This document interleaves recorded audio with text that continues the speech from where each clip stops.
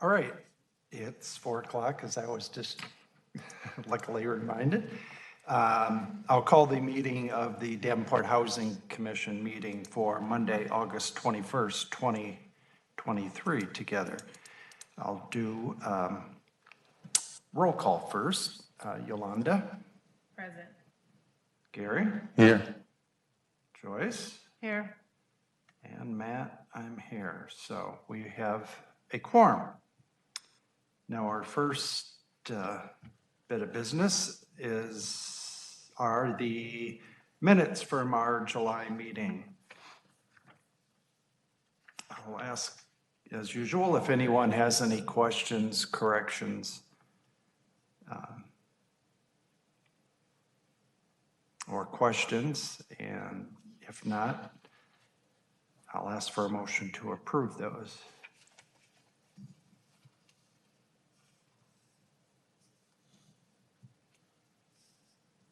I don't have any questions.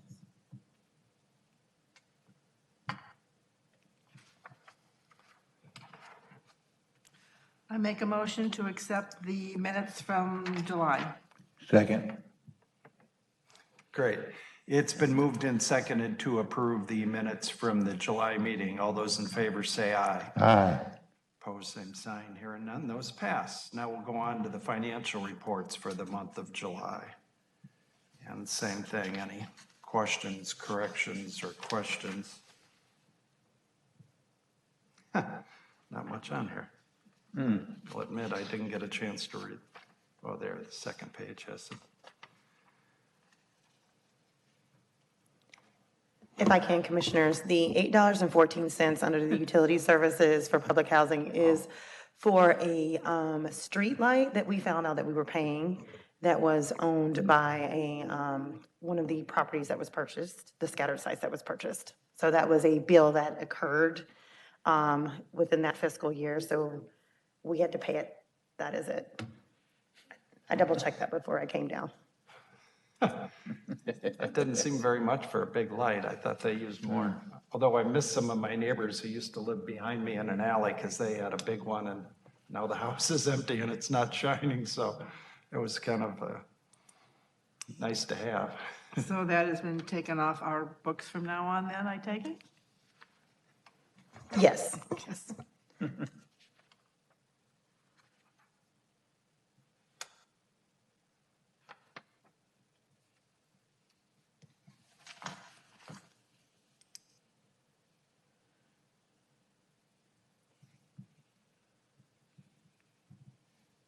I don't have any questions.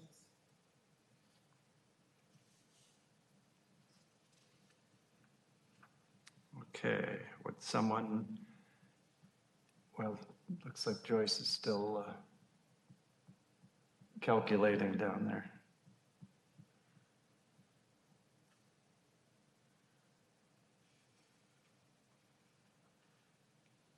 This is what you emailed us, correct? That's correct. Yeah. Okay.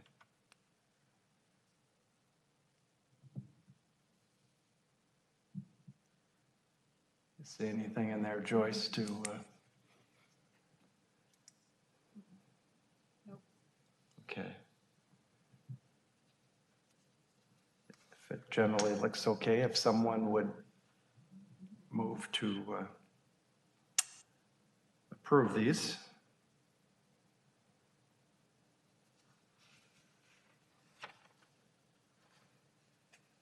Make a motion to approve the financials for July. Second. Great. Been moved and seconded to approve the financial reports for the month of July. All in favor, say aye. Aye. Opposed, same sign. Hearing none, those pass. Now we'll look at the occupancy report.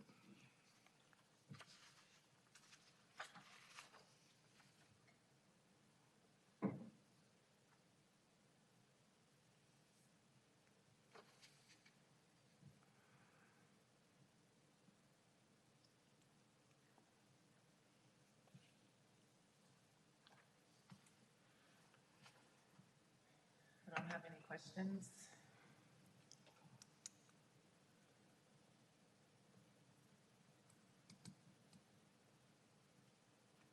It looks like we've had a big jump in people using the vouchers then? Yes, and I would say that we've issued more vouchers, and then people have been able to lease up or able to obtain housing very quickly.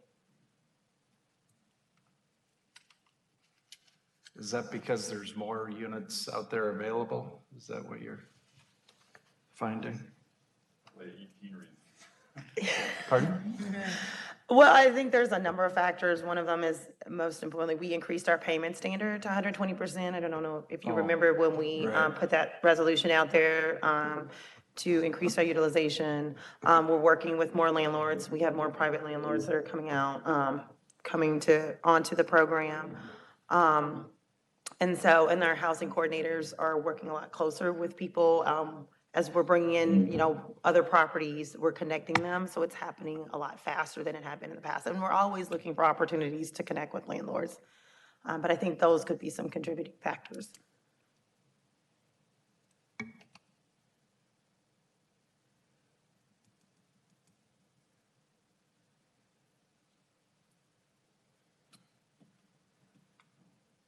Okay, I'll ask if, I make a motion There's to a- approve the occupancy report for the month of July. Second? great, it's been moved and seconded to approve that occupancy report for the month of July.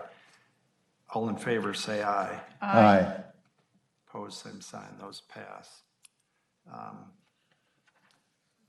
Now, Malia, you gave me, or could you explain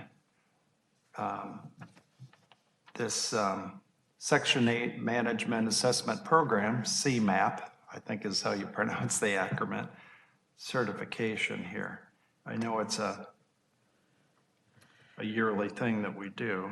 Correct. And because it's only completed annually, I thought it would benefit you to have some additional information. I apologize for not getting this information to you on Friday. It was definitely my plan to do so. I just got caught up in some other things. But so the Section 8 Management Assessment Program is an internal audit of what we do as a program. Are we making sure rent is paid on time? It meets certain standards? Are we doing our inspections on time? For all of these key indicators that are listed are what we are evaluated on. Last year, I was fairly new to the program, and we submitted our CMAP. Of course, they reviewed it, HUD reviewed it, and they determined that we had to set up a corrective action plan, which happens periodically to public housing authorities. And we initiated some new initiatives. We updated our landlord guide. We began working with landlords outside of low to moderate, high minority concentration areas. And so what HUD, it's kind of you complete it internally, but then HUD looks at the overall picture of the organization and making sure that you're in compliance with these key areas. And so, again, because we only do it annually, when I'm talking to staff about the CMAP, it means a lot more internally. But as a commission, we want you to be aware of what we as a program do. This is one of many different services that are different programs that we do throughout the year. And so I felt this would be a good opportunity to educate, not only because we need your approval, but just to provide you a little bit more guidance on what this is for. Okay. Well, I didn't get a chance to read through all this, but I have a question on number 5 and number 6, which has to do with inspections. And if you have yours there, I'll just read it. Like for number 5, a PHA supervisor or, Where are you at? well, this is on this, everybody? No. So you actually, Commissioner, you actually have the actual document that we submit into HUD. So that's more specific. This is the key indicators is more informative, but what I provided you with is what we submit to HUD. So that's more of the internal audit. Well, it still gets submitted, so it goes to them. Correct. And my question, I have a question on these inspections. I guess just because it's been in the news the last several months. Okay.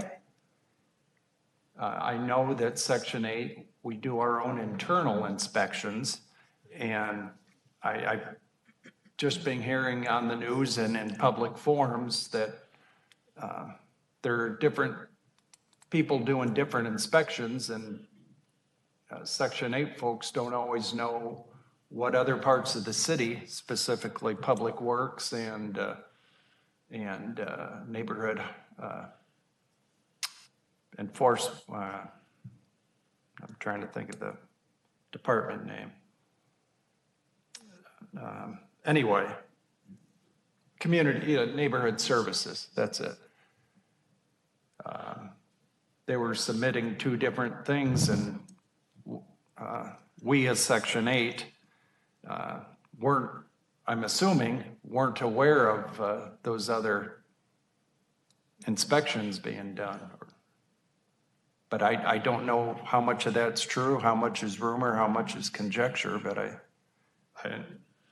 I'm not sure we should be, I don't want us to be submitting false well, this looks like it's just supposed to be samples here. That's correct. For the CMAP, we randomly select inspections that have been completed in the year. And then those units are re-inspected by another, either the housing, if they're initially completed by the inspector, then a housing coordinator will go out and look at those inspections. So they're randomly selected. It's a randomly selected sample. How many? 21. We did about 5%.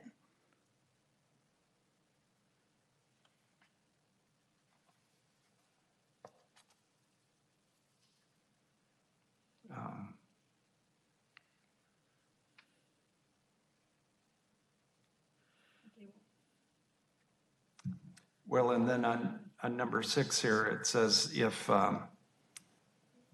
someone had a failed QHS inspection, well, as it reads, the PHA's quality control sample of case files with failed HQS inspections show that for all cases sample, any cited life-threatening HQS deficiencies were corrected within 24 hours for the inspection, and all other cited HQS deficiencies were corrected with no more than 30 calendar days from the inspection, or if any PHA-approved extension, or if HQS deficiencies were not corrected within the required time frame, the PHA stopped housing assistance payments beginning no later than the first of the month following the correction period, or took prompt and vigorous action to enforce the family obligations payment beginning no later than the first of the month following the correction period, or took prompt and vigorous action to enforce the family obligations for.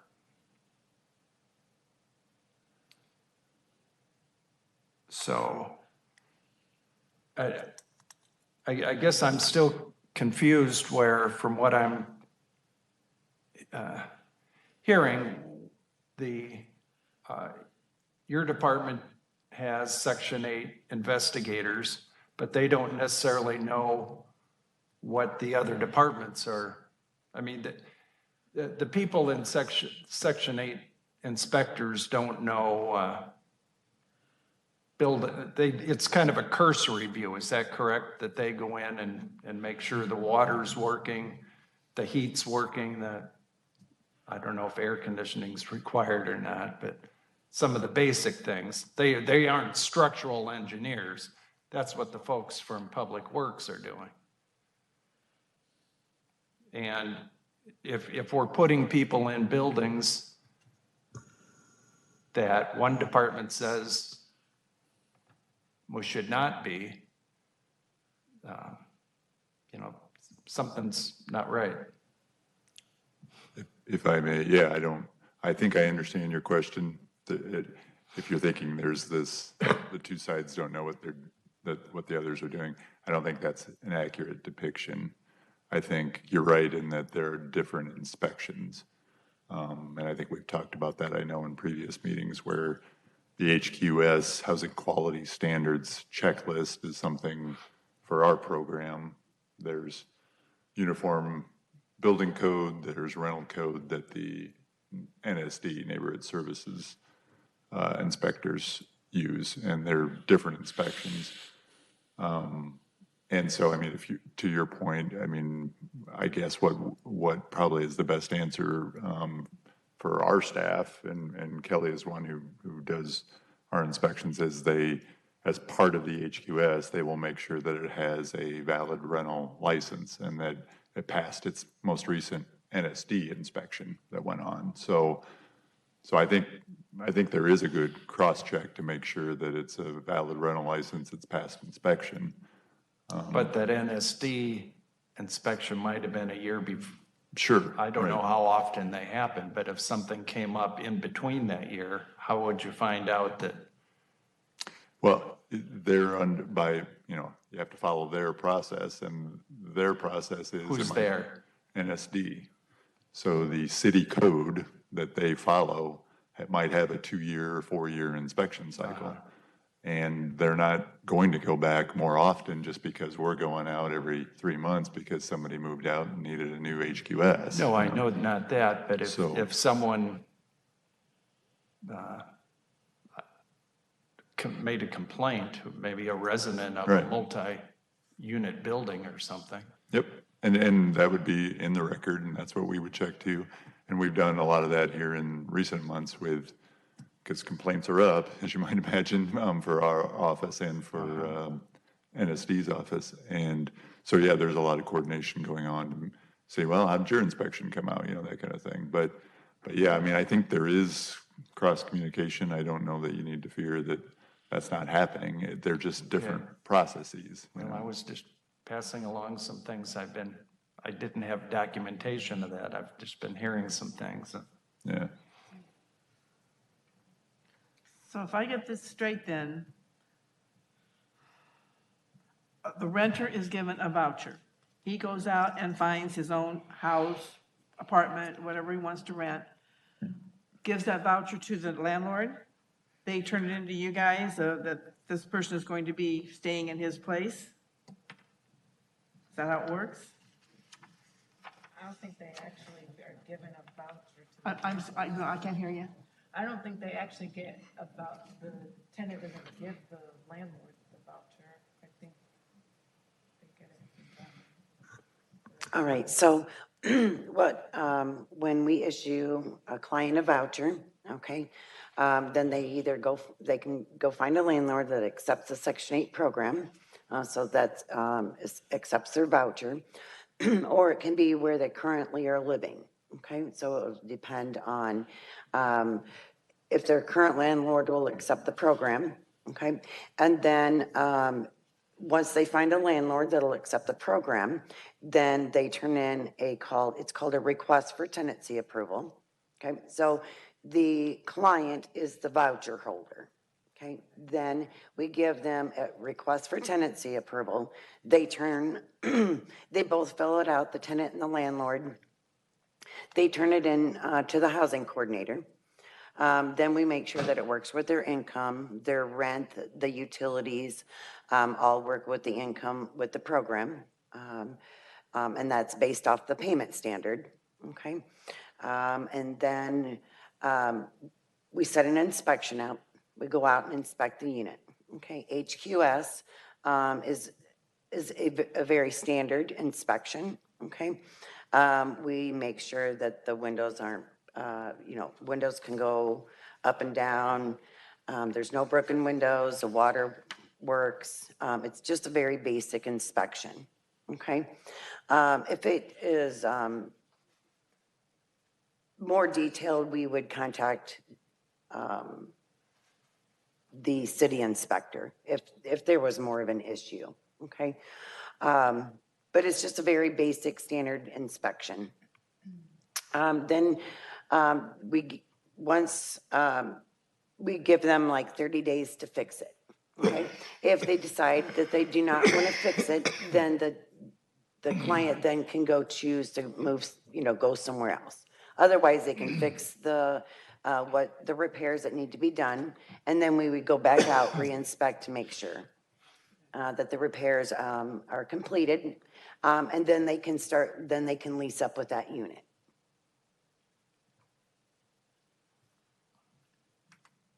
Maybe just a quick add-on. So I think pointed that too, that the voucher actually stays with the tenant. And so then we set up, once that all gets approved, we start making payments to that landlord, and that's the value the landlord needs. But the nice thing is the client gets to keep that voucher so that if the next time it comes around or when when the lease expires, they can move to another property and they keep the voucher, so they have, about the great thing about Section 8 about housing choice vouchers is that mobility. Yeah. Have there been any times that there have been more problems and you've had to have the city to come in to inspect it and a place did not pass?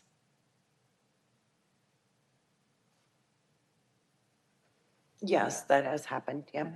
And so, in that case, if the landlord refuses to fix it, okay, say they're not fixing the property, then we issue that client a voucher, and put stop payment, and then have them move, have them find other housing. But for me, I do not get involved, like, I don't go meet with the inspector at the unit. I mean, I let them do their job, then they report back to me. They'll send me, like, if there was a write-up of things that needed to be fixed. And then I just coordinate with that city inspector. Okay, my one question on that then is that Bruce had supplied me with some dates of when people had moved into the Davenport 324 Main Street, and one of the dates was in May of '23.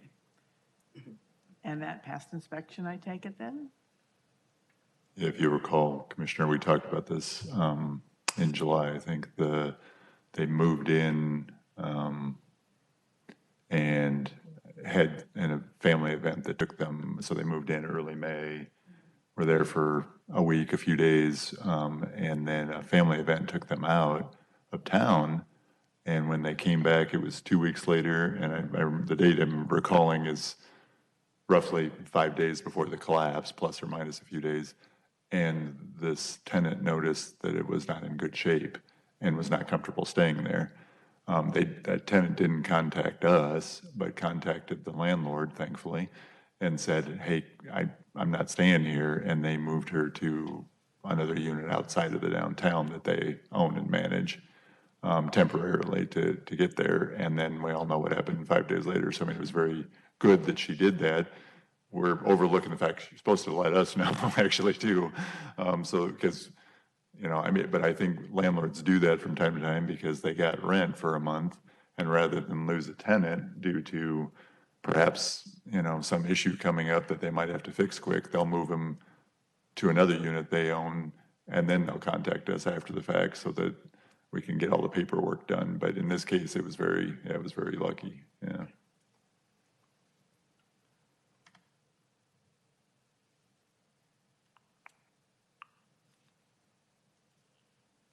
I don't know what he has over here, but does sorry. that wording on that ever change? Because this needs to be approved yearly, correct? I've only been here 13 months, but the application or the HUD form that I have today is the same HUD form they used last year. And generally, the information is correct, the same.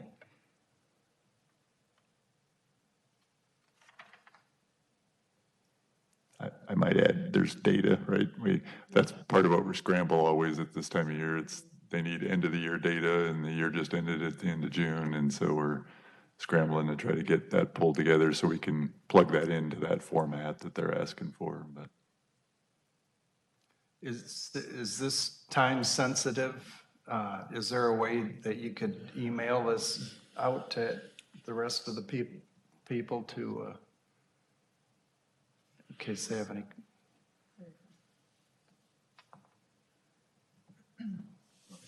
Sure.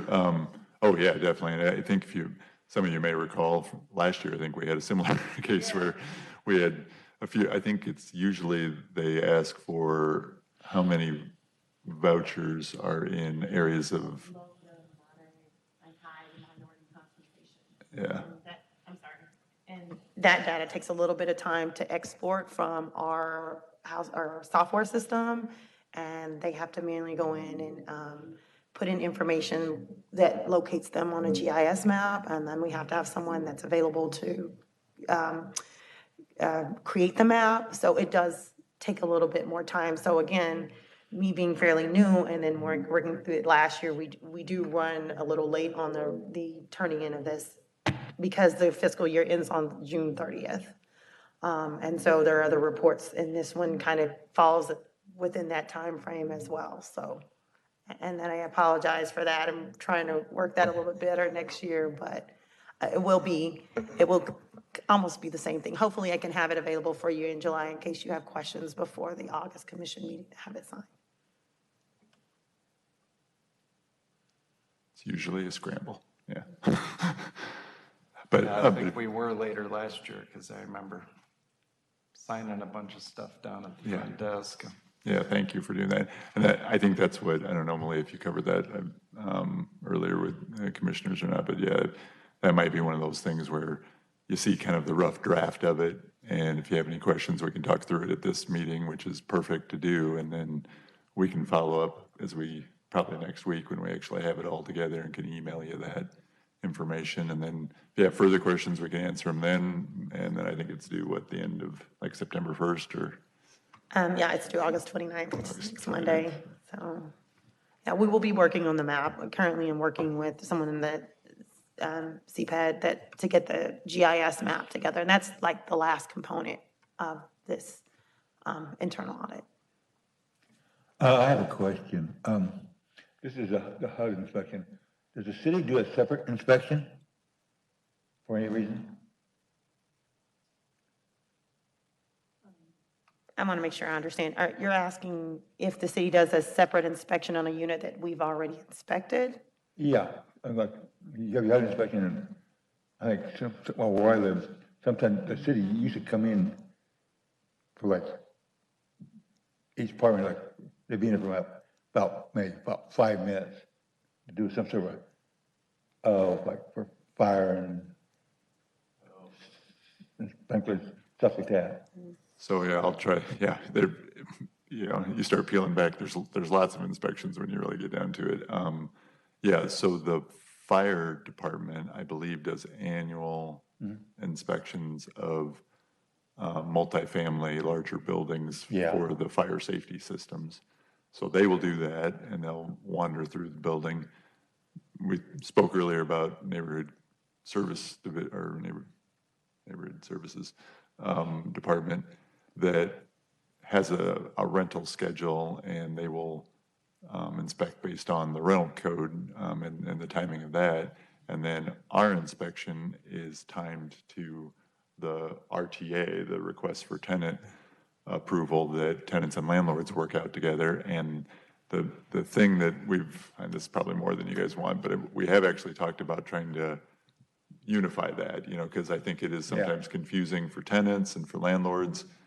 And I'll just tell you, I think I've been part of 2 major analyses to try to do that in my tenure. And we did one just here in the last couple of years, and we always land on the same answer, which is the tenant-driven process with HUD requires you to go out immediately after that request comes in and within a certain period of time.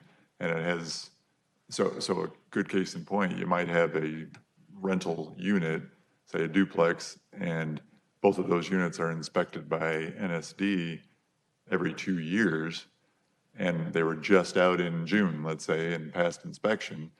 But on July 2nd, somebody comes in with a request to want to move there with their voucher, and only to one of the units, and we go out and then do an inspection, an HQS inspection of just that one unit, so that they can move into that unit. And then if that tenant moves out, and, you know, let's say they get a job, move out of the area that takes them away, and I don't know if they break, anyway, I'm making up a scenario, but if they were to move out in October, and someone else would want to move there with a voucher, we'd go back out in October and inspect it again, even though we were just there in July, you know? So our process timing is different than those other processes. And the fire guys, they tried to meld together too with the rental inspectors, and they did that for a period of time. Matt, you probably remember, sorry, Commissioner, you probably remember that from prior time. And it's just hard. They have so many different requirements and timing that trying to unify into just one universal city inspection is more hassle than it's worth. So we do spend a fair amount of time, I think, explaining to tenants and landlords what we're doing, you know, so that they don't feel like, why, you were just here, somebody was here, you know, but you're right, someone was, but it was likely not us, you know, so. Anyway, long answer, but that's the confusing part that goes on with all those inspections. So. Okay, well, thank you, Bruce. Yeah.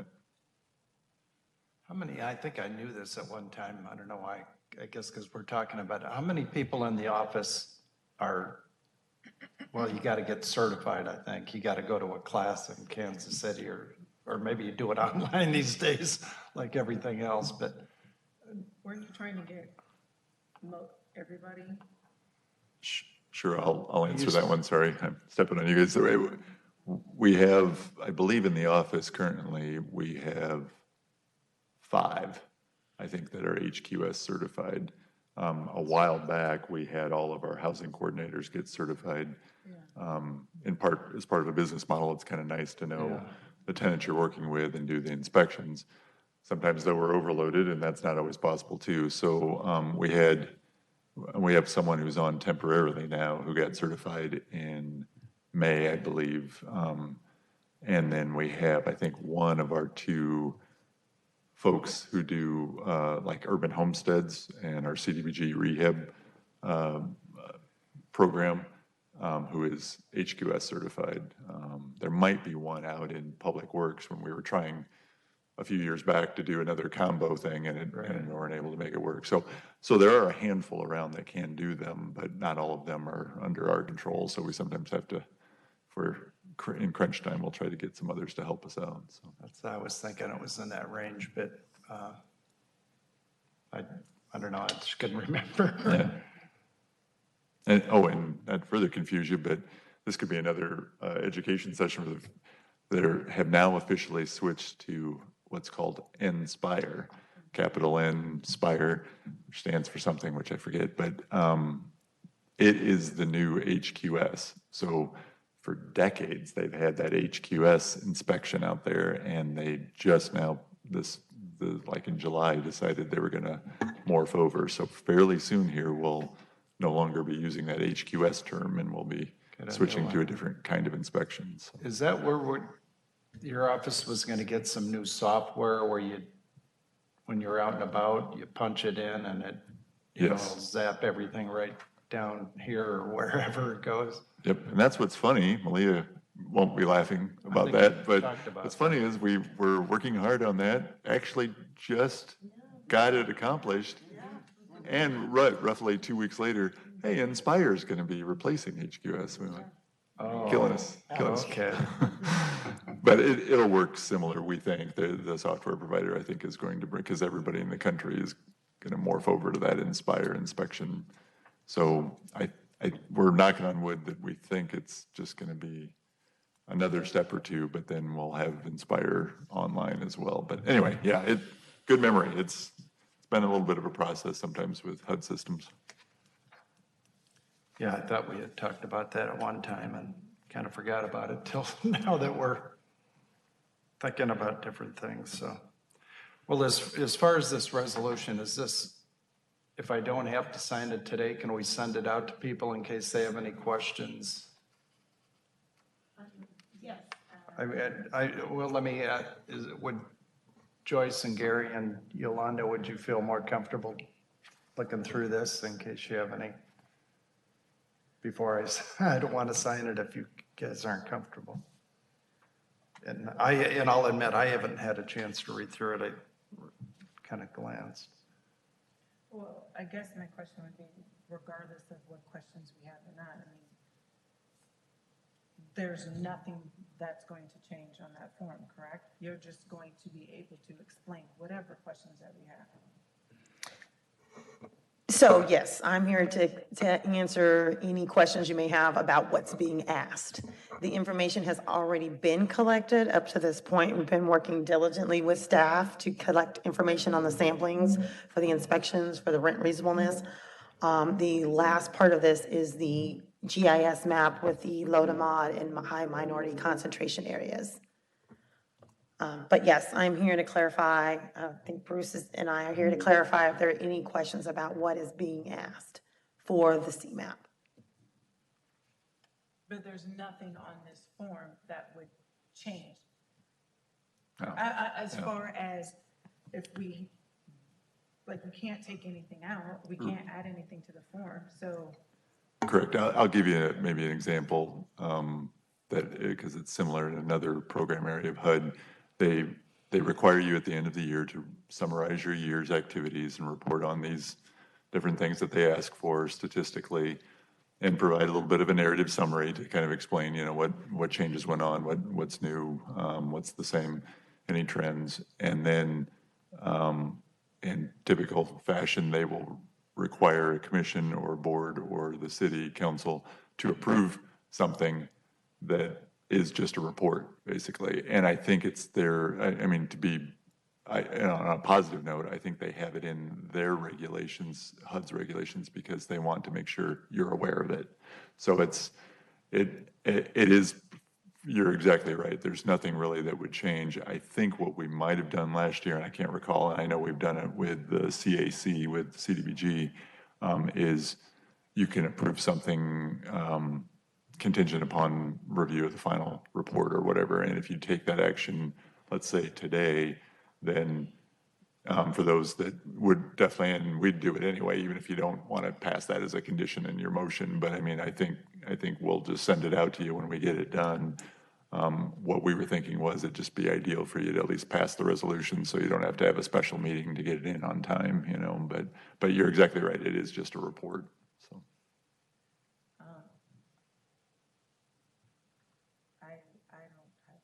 I definitely want a copy of that,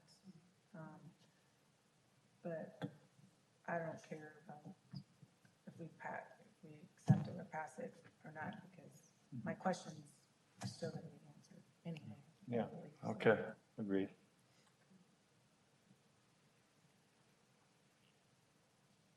Okay, do I need to ask for formal approval of this resolution then? Yes, Probably wouldn't please, hurt. thank you. Okay, on number 4 here, a resolution supporting fiscal year 2023 annual Section 8 Management Assessment Program, CMAP certification. All those in favor of that, say aye. Aye. Opposed, same sign, so that passes. Now on for our discussion. Is that going to be our foster youth independence? Is that what Kelly's? Yes, Council Commissioners, and for those of you who aren't here, Kelly Holman is our subject matter expert on foster youth to independence, also known as FYI. So internally we refer to it as FYI, so we may use that term interchangeably, and she will kind of give you a brief overview of what Foster Youth to Independence program is. So Kelly, I'll let you take it away.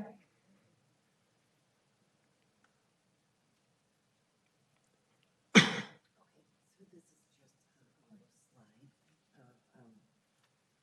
same thing that we have up on that board. Thank you.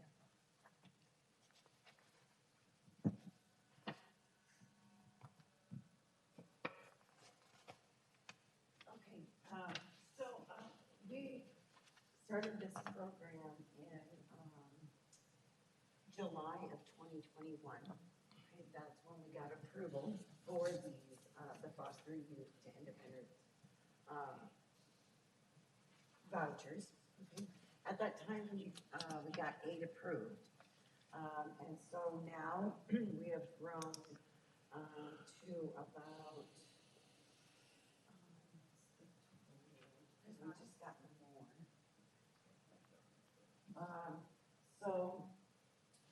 8, and then I believe we got 4 more, so, we currently have, so 12 vouchers leased up. Okay, so that's the youth that, get the voucher, and then they find housing. Okay, so, since July of 2021, we've got 12 people, vouchered up, and, 3 vouchers are issued, which I'll kind of go into this a little bit more, maybe towards the end.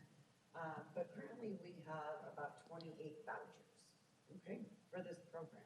So it's grown pretty good since July. of 28 that are being utilized, Currently, we have 12 that is being utilized. so you've got room for growth. Yes, yep, we just got approved for 12 more in May of 2023. Oh. Okay, so, this is what is FYI, so Foster Youth to Independence. So it's a program funded by HUD that allows, our office to partner with Family Resources and DHS to request vouchers to serve eligible youth, a history of child welfare involvement that are homeless or at risk of homelessness. So the special program, is with a targeted population that has a separate set of conditions for eligibility. So, I coordinate with two different, people from Family Resources and, DHS, I'm sorry, to provide me with a referral. So they do not have to come off the waiting list, they don't have to apply, to get on the waiting list. Okay, so they referred to me from, one of the coordinators. Okay, and the purpose of the FYI is to increase housing opportunities for youth with a current or prior history of child welfare environment, that are homeless or at risk of homelessness. Provide youth with an opportunity to break the cycle of poverty and set them on a path to self-sufficiency. So with the 12 people that I've housed, I have a few people that went into the call lofts, over here on Third. So they were able to get into those units. They were 1-bedroom, apartments. They had washer, dryer, stove, refrigerator, microwaves. So they were very nice units for a person that's 18 years old. Some of them are still going to high school. But Some that- of them are starting college, some of them work part-time. So those are, they were 18 years old when the youth went into those. I do have they're housed other places, but, those new call lofts were a great, they worked great with me because they don't have landlord verification, so they were able to, work with them to get into a unit, with no rental history. So is there someone, are you the person that is like helping these 18-year-olds? No, I issue the voucher to them, to the child, or to the individual. And then Family Resources in DHS, they have workers that work with them to help them find housing. Yeah, but, I can just imagine that 18-year-old. Right. I mean, I'm just saying, also, you assist in finding them housing, and that's not your job, but to kind of guide them. And Well, I definitely guide them, for Okay. sure. Yes, I mean, I give them, the caseworker from Family Resources, her and I work real close at, if I know of something like, for instance, the call lofts that came up. So, I coordinate with her, and then she takes her out into the community and helps them find the housing. I don't go outside directly with them, but Kelly and I, Kelly, her and I work closely together to help get them housed. And this goes, they can be as young as 16? They have to be 18 when they come onto the program.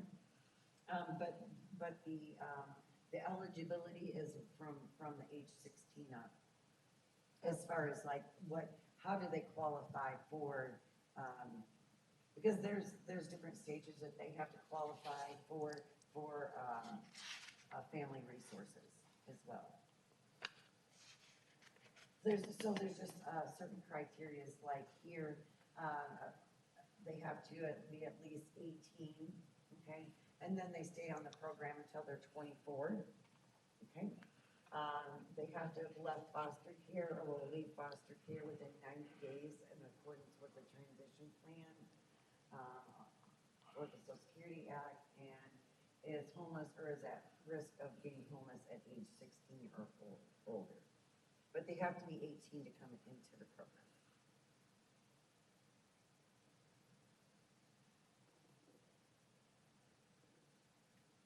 So what if, because it said they have to meet all of those requirements, what if a child is 18 and still in high school, like their birthday might be in November, but their parents or whomever they stay with says you're 18, you're out, and they have nowhere to go? You wouldn't be able to help them because they wouldn't have left foster care.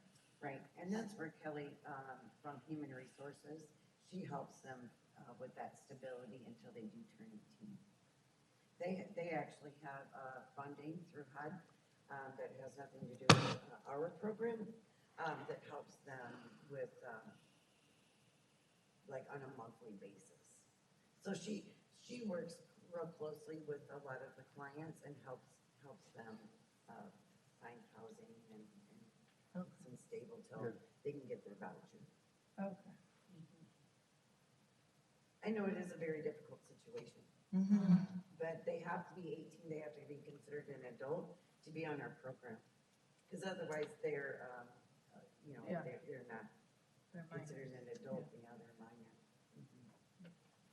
So then it's number 3 here, they're homeless or at risk of becoming homeless. Let's say they're homeless and they're 16. So then what do? You put them in foster care then, or try to? Well, I don't work that side of the program. What I administrate is the FYI vouchers to help the children after they're 18, to help them get housing. Yeah, I mean, I don't do anything with the, the homelessness of them, under 18. If I could, Kelly. So there are other intervention services. When Family Resources and the Department of Human Services are assessing an individual to see if they are a good fit for this program, they use an assessment tool they go through. And so they may be reaching out to other programs in the community, be it Bethany or any other services that may be better intervention services for this individual. Our primary role, again, is to administer and coordinate with landlords for available units and work primarily with the Department of Human Services and Family Resources to ensure that those vouchers and those referrals are being received.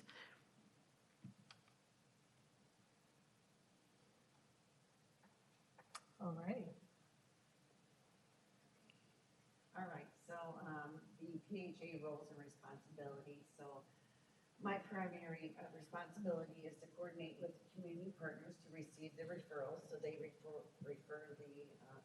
them to me, provide orientation to the HCB program. So I issue them a voucher. I just received 2 referrals today.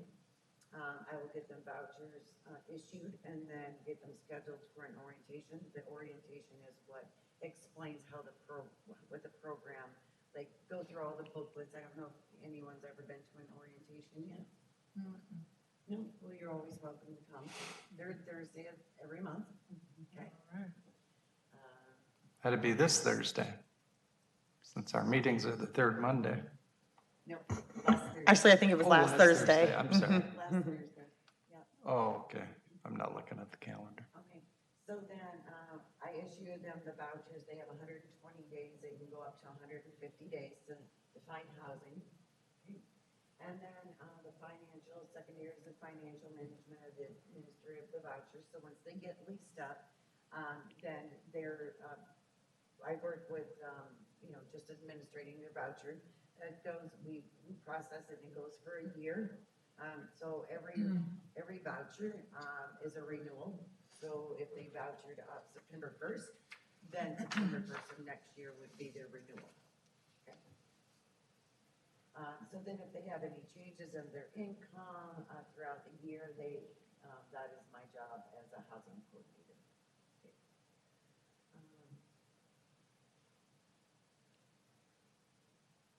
So the community partners' roles and responsibility. So they identify the eligible youth, prioritize the level of need of the youth, make the referral by submitting an application to me, provide supportive services for 36 months. So then after they've been, so either they're on the voucher for 36 months or they turn 24, we will, they'll basically graduate out of this program and then go to a regular voucher. This way they don't lose their assistance. Oh, so it's automatic. Yeah, I'll transfer them over. Okay. Yeah. So it's either one or the other. Either it's the 36 months, depending on the age they came into the program, or 24. Okay. This way it's important that they don't lose the assistance. Okay. So this is just basically a breakdown of the process. So we have a partnership with Family Resources and DHS. The community partners identify the use, and then they refer that client to me. Okay. The referral's made to me, and then the voucher is issued. Then they go to the orientation. Then they find housing. Okay. And then they receive the 36 months of the referral of the assistance, and then transfer over to the regular voucher.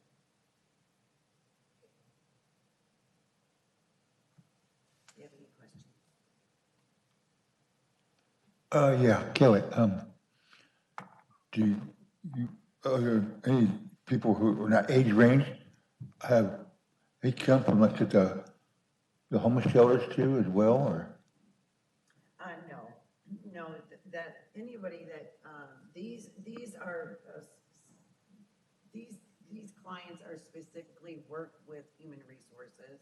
Okay. And Department of Human Services. They work directly with them. Okay, so I don't know where they get the referrals from, like if it would be a homeless shelter or not. Okay, thank you.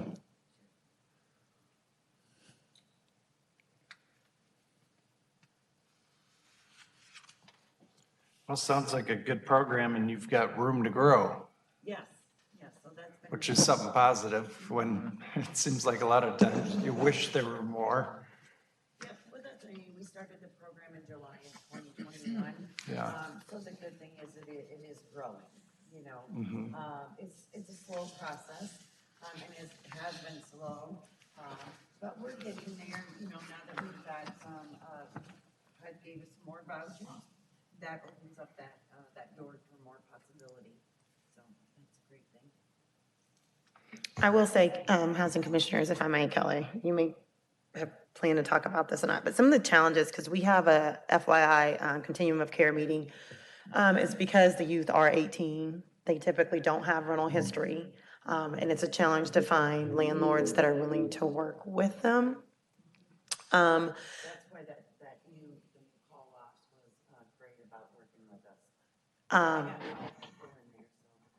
Yes, and Kelly's been instrumental in creating those partnerships and those relationships. I have to give her, she goes beyond what she's giving herself credit for, because I've worked with her for a while, reaching out to say, hey, we've got 2 or 3 youth that are needing to be placed, taking them, making that connection, getting those applications. She's going above and beyond to do this. This is a harder program to grow because of the very distinct needs of this particular population. And more specifically, to your point, Commissioner Roberts, about keeping them involved in the supportive services, because you can put a youth in a household, but how do you keep them on the right track? Right. And that's where we rely heavy on our community partners to ensure they're providing those intensive case management services to ensure that they're on track.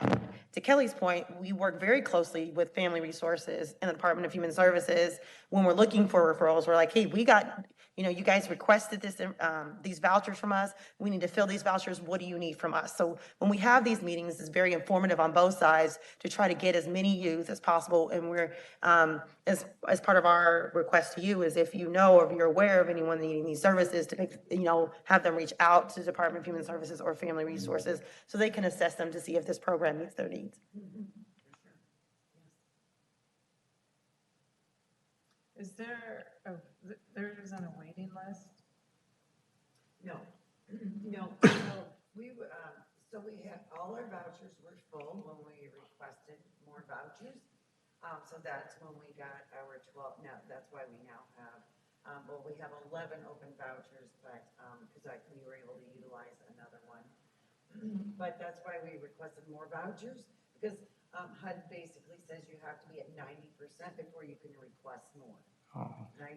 So, so we have to keep everybody at 90% before we can even request more. Then once we do request them, it was like a 3-month period, okay? Because they want the vouchers utilized at 90%, so that means that when I have those 8, I have to have 7 billed, leased up to even request more.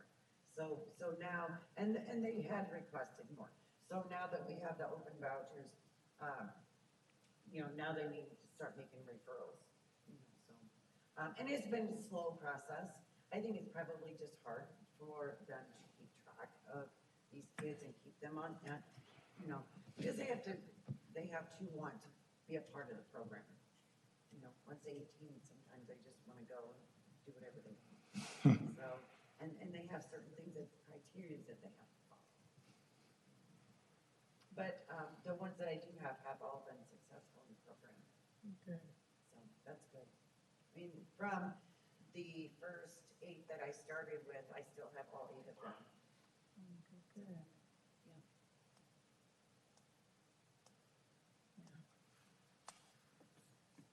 Well, good program. Thanks for what you're doing and explaining that to us. Absolutely.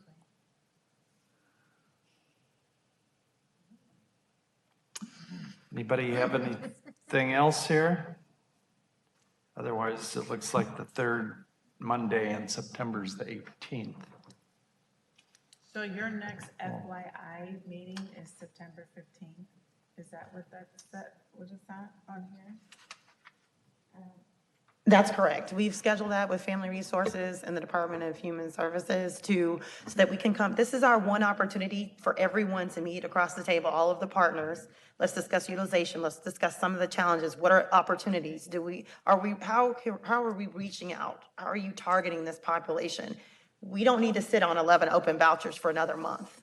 If you're in fact saying that we need this, and in fact, we need more. What can we do to better help you get those referrals to us so we can begin to get those vouchers out there so those youth can find housing? And when is your orientation? It will be, what's the 3rd? Is it September? What's the 3rd Thursday?